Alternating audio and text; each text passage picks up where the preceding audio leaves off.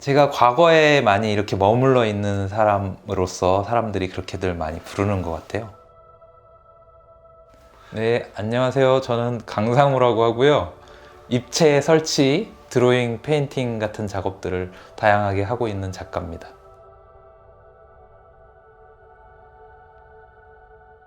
이 현실과는 다른 좀 환상적인 어떤 이상한 일화나 그런 것들을 제가 좋아하는 것 같고, 그러다 보니까 과거에 있었던 일이라든지 과거에 봤던 어떤 뭐 TV 광고라든지 만화라든지 이런 것들에 관심이 많아지는 것 같아요.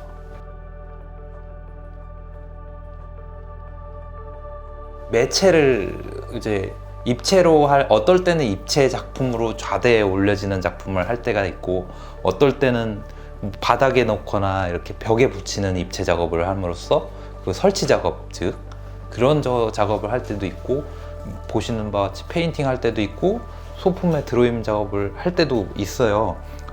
근데 이제 주제 의식을 어떻게 체제로 잘 전달할 수 있는 아이디어를 구상할 때, 이거는 그림으로 그리는 게 제일 잘 전달이 잘 될 것 같다 하면은 그리고, 또 아이디어 중에 이거를 여기 지금 어떤 평면 이미지가 우리에게 익히 알려진 좋은 어떤 사진이 있는데 그것을 볼륨감 있는 입체로 변환하면 그 이야기를 딱 바로 잘할 수 있겠다 하는 아이디어가 딱 떠오르면 그런 식으로 작업을 하고, 그래서 주제의식을 어떻게 하면 잘 전달할 수 있는 아이디어가 있을까 하고 고민하는 과정에서 매체가 선택이 되는 거죠.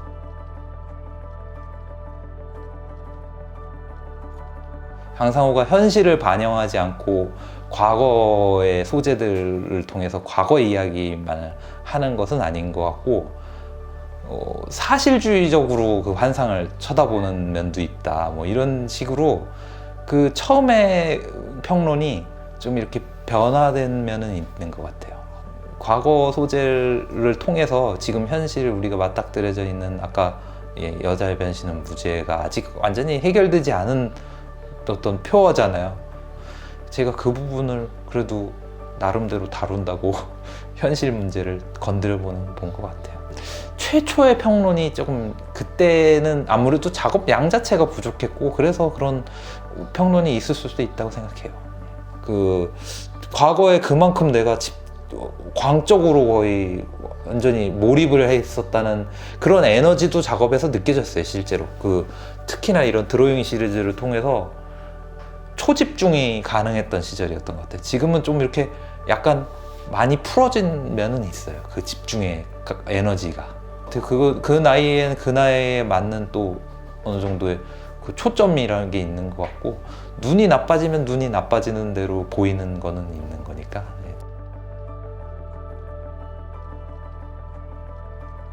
그거 될 수 있을까 좀 고민을 지금도 조금 하고는 있는 게, 그 과거의 라디오 광고들에 예를 들어서 뭐 아젤리아라는 여드름 치료제를 상상을 하자면, 이제 라디오 광고라는 건 들으면서 그 현장을 상상하게 되는 게 너무나 자연스러운 일이잖아요. 청각 이미지를 시각 이미지로 변환하는 것에 관심이 있는 것 같고, 그래서 어떤 퍼포머들을 섭외해서 어떤 미술의 조형적인 어떤 관점으로 시각화해서 재해석하는 그 광고를, 단 이제 뭐랄까, 그 나레이션은 그대로 살리는 가정, 그런 기반 하에서 이제 그러면 또 어떻게 받아들여질지 좀 여지들이 되게 충분히 다양할 것 같아서 흥미를 가지고 있어요, 지금. 예적부터 옛날 광고라든지 뭐 옛날 이미지에 대해서 즐겨오고 또 그 소재로 많이 사용해 왔으니까. 근데 이제 레트로 문화 어떤 유행이라는 거에 제가 카테고리에 그냥 묶여버리면 그것만큼 좀 답답도 하고 그럴 수는 없잖아요, 또.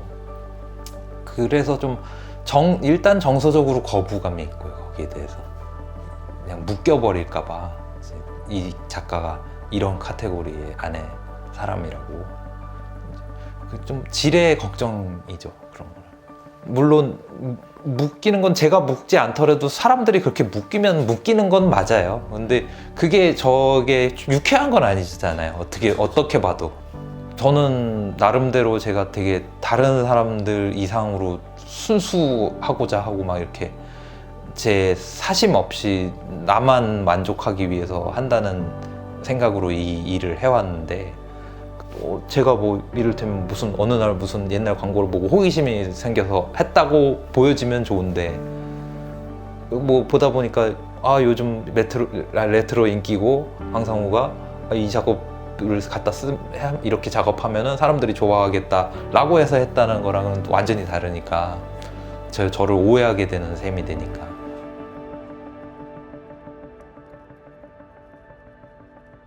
최대한 그 작업할 때, 작업은 어떤 일종의 낙이고 삶에 낙이어야 하고, 그리고 작업을 통해 많이 위로를 받고 삶도 행복하고, 작업이 먼저 행복해서 삶이 행복했으면 좋겠어요.